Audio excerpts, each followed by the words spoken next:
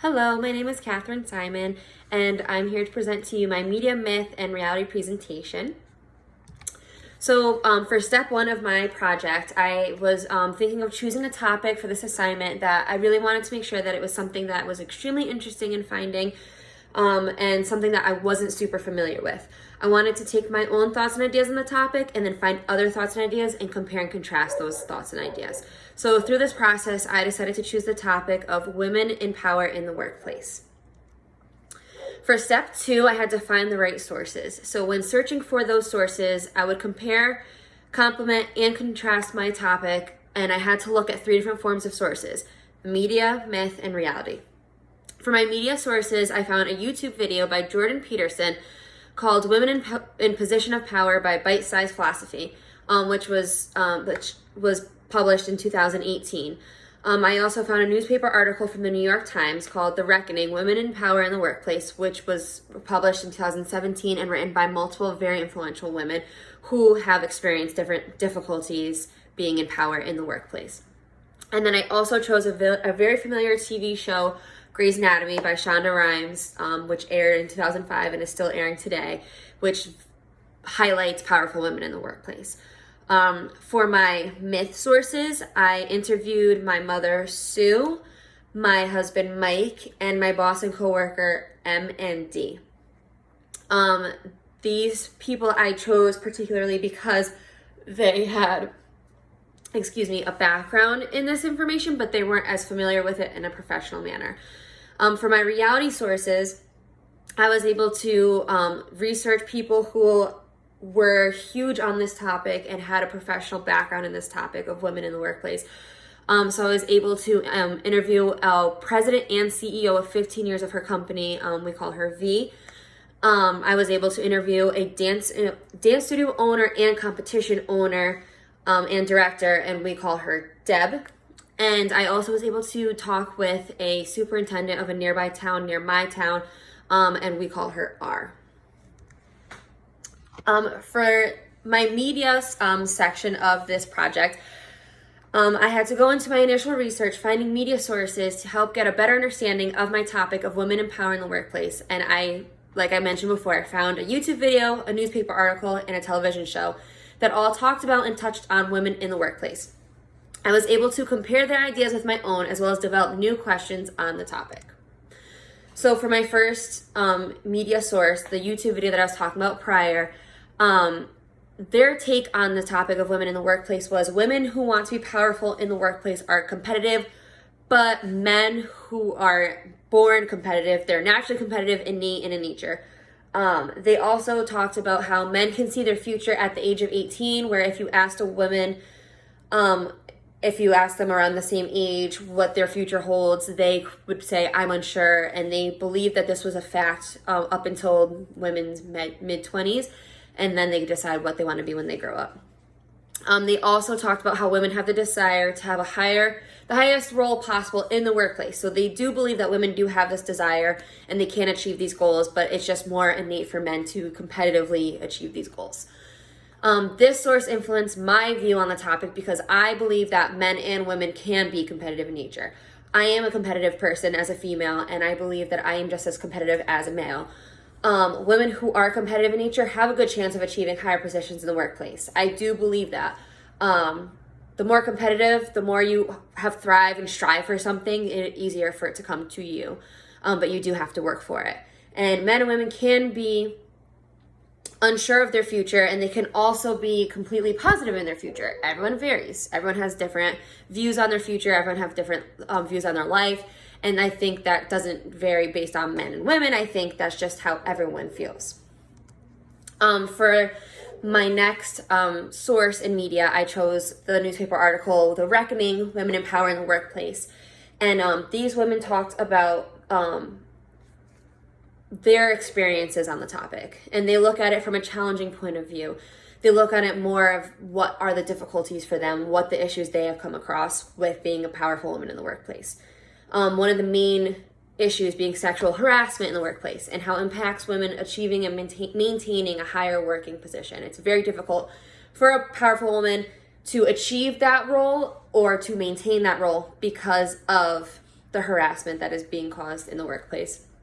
My view on this topic was, in this day and age, I don't think that it's very difficult for women to become and maintain a leading, powerful position in the workplace, but it can happen. This article gave me a look at all the difficulties that women face daily. And it is also hard for many women to become a powerful role in the workplace, as well as maintaining that position with respect. For my last source of media, I talked about Grey's Anatomy. And Grey's Anatomy really highlights women in the workplace and that they can be the most powerful people in the workplace.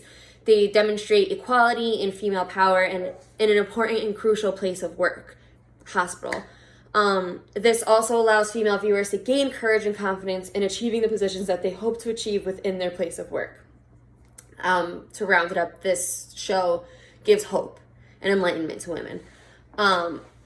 My view on this topic in the source, growing up watching this show, I never really questioned why women were the leads of the hospital because it just felt normal to me. I say this because when I was growing up going to the doctors, I always had female doctors, and maybe it was because I was a female and it was just more comfortable for me, more comfortable for my parents. But me seeing a doctor, I just immediately think of females. Now, as I'm older and I'm growing up, I see it as both ways, but as a child, I did think this was normal. This allowed me to feel confident in my place of work, and if I wanted to continue working up the hierarchy ladder, then I shouldn't give up on my education and achievements, as I see as the women do in Grey's Anatomy. So for my next step, step 4, I had to develop questions based off of my media sources. So after researching media for information on my topic, women in power in the workplace, I came up with some developing questions to use and keep in mind when continuing on with my research and interviewing. So these questions involve: what other difficulties have women in the workplace have faced other than harassment? Do men in power in the workplace come across the same difficulties as women? How can these issues be addressed professionally at work without causing more issues? And how can we allow other people to see all sides of these topics? So going into myth, I wanted to take these developing questions and interview my new sources and have them, answer these developing questions that I came up with. So for step 5, being myth, the myth part of my project, when thinking about who I would interview in regards to this topic and who I thought would give good insight on my developing questions, I chose my husband, my mother, my boss, and my coworker. So that would be Sue, Mike, D, and M. I was able to discuss my chosen topic of research with them, discuss my media sources with them, and along with my developing questions. So my mother's take on the view, she works with powerful women, or powerful men and women. Her bosses, though, are 2 powerful men. And she believes that women in power in the workplace have an easier time now. And she stated, ask her 10 to 15 years ago, she would say the opposite.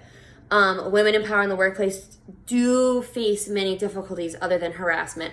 One thing that she has faced as being a powerful woman in her workplace, being under 2 higher men, was that they undermine her a lot.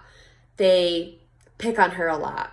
And I guess you could look at this as harassment, but it's something, that she had to fight for and fight through. So when I asked her some of my developing questions, such as asking her if she has viewed men as power in the workplace having the same issues as women, she responded with a resounding no. She believes that men cause the issues of harassment and that the women in power have to face. So I believe this is something that she just has experienced on her own. When asked if these issues can be addressed professionally, she talks about how she feels that every workplace should address these professionally and regularly, along with having annual training on the topic of harassment, which I completely agree with.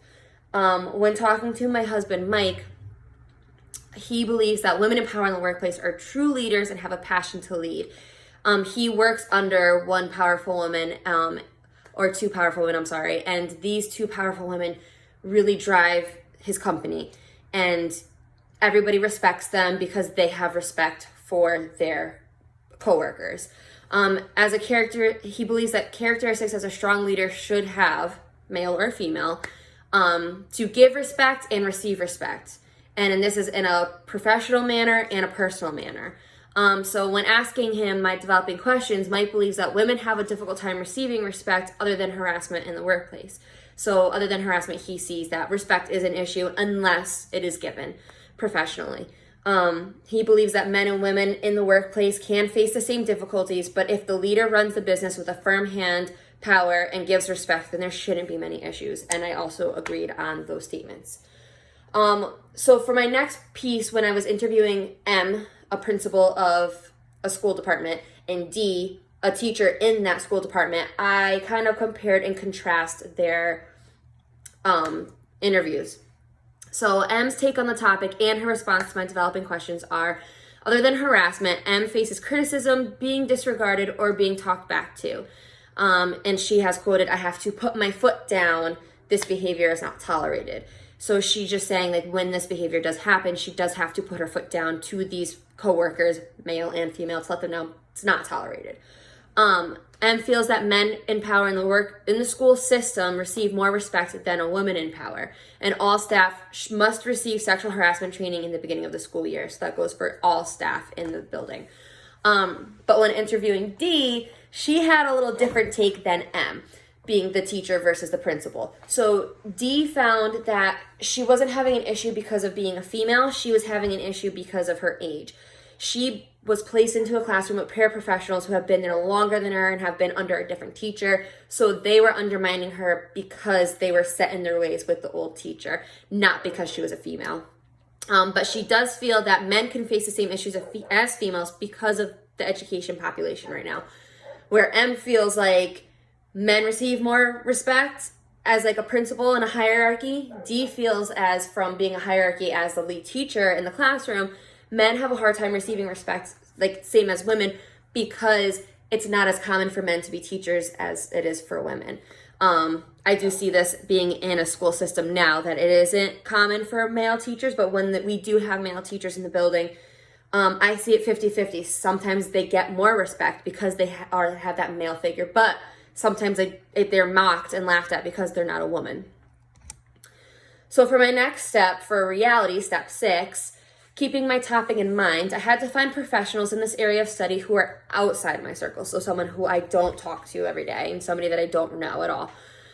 While researching for people in my area or near me to reach out to, I was able to come across and interview a female CEO of her company of 15 years, a dance studio and competition director and owner, and a female superintendent in a nearby town. These women's take on the topic were eye-opening, discussion-worthy to carry out into my professional and my everyday life. So when I interviewed V, who was the CEO and president of her company of 15 years, she talked about how before she became the role that she was, she had to fill big masculine shoes. She said this because a male role led before her. And when she started, she was getting negativity from her staff because, like Devin has mentioned prior, she was receiving negative feedback. They were set in their ways. They wanted to go based off of what the male lead had before. So to fix this issue, she hosted bi-weekly meetings to discuss how things could be addressed, fixed, and work together as a team. She discussed having a team a lot, that wasn't just workers underneath her, it was her team. They all worked together, which was a great way to look at it. If women in power in the workplace are having issues, she would tell them, never give up. Show them who's boss, but in a respectful manner. So when thinking about my initial thoughts on the topic versus my afterthoughts after speaking to people like V, I believe that women in the workplace shouldn't have a hard time holding power. But if women are having these different issues every day, it is hard, especially if they have to fill the shoes of a male figure. And you can't receive respect if you don't get respect. This seemed to be a huge thing going on between people I interviewed who weren't familiar with this area of topic, people who I interviewed who were familiar with this area of topic, that respect was a huge common ground. When interviewing Deb, she was the studio and competition director. I was able to talk to Deb because she was in the news a lot, and I was seeing a lot of different things about how she was put down a lot growing up, and she was given a hard time, and she really reminded me of the YouTube video that I found for my media source, talking about how women aren't sure of their future at a young age, but men are. Well, Deb says otherwise. She was convinced since a young child that dance was her passion. She wanted to open her own studio. She wanted to open her own dance competition at just the age of 16. But her family friend told her she couldn't do it without a male. Her male friend said, you can't do this without us. They were opening their own studios and they were trying to have Deb come work for them. She didn't want to work for them. She wanted to open her own studio in her own competition, but nobody thought she was capable. But she kept on dreaming. She did what she wanted to do. She did what she had to do. And as a strong woman who knows what she wants, she didn't let any negative comments get in her way. So as a female, I felt this empowerment just being in her presence. I thought that, family should always have your back. That's how I was raised. My family's always had my back and they shouldn't turn on your dreams. But I've now heard and seen otherwise. But I'm proud of Deb for her continuing on. Her studio's now been running for 40 years. That is incredible. So that is something that I want to take into my professional life, to just never turn your back on your own dreams. And then when interviewing the superintendent of schools, she stood by any woman who takes a stand for women's rights is one of the most powerful women in history. She took a women's history course when she was in college a while back, and she talked about how she had to choose one female figure who she thought was the most powerful woman in history.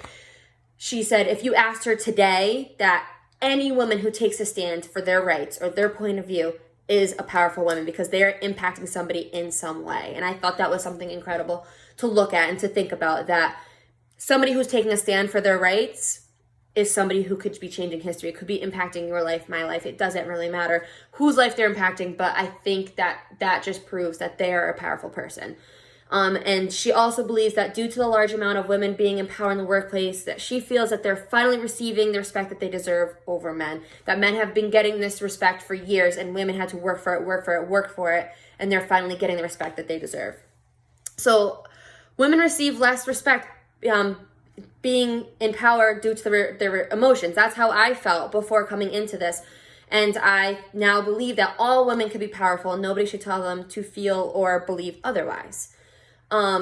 So then, taking all this information, I was trying to look at a new direction on this topic and trying to come up with any questions that were unanswered, or come up with some unanswered questions that I might have. And at the beginning of this assignment, I really had no idea how large this topic could be. I did not think of all the different directions my research and interviews could take me. But now I have more respect for powerful women in the workplace, along with men who are just as powerful, and also those men who support the powerful women. I know now that all these hardships that these women face, and how they can be addressed professionally and personally in and out of the workplace. And this is something that I will take with me. I do have only one unanswered question on this topic, and that is, will this ever change? Will the harassment and the difficulties for men and women in power in the workplace ever come to an end? As time goes on, this could be an issue still at the forefront of women and men achieving powerful positions in the workplace, but will it eventually simmer out? It's something that I would love to know, something I'd love to inquire, but I think that's just something that we would have to just keep looking forward to the future and seeing. But one of the most important things I took from this research was respect. So taking this into my professional life, as an educator furthering my educational career and background, I will take this research and interview experience to my professional life. I will stay firm and I will demonstrate leadership qualities with my coworkers, along with consistent respect. That word again. I will share my ideas, emotions, and request time to work out issues with each other, working as a team. Although every opportunity is given to me to being a leading role as a female in the workplace, I need to remember that I'm not alone. Just like stated before, this is a team. We work as a team, and I will continue to remember, respect your team so you can get respect back as a powerful woman in the workplace. Thank you for listening to my report, and have a great day.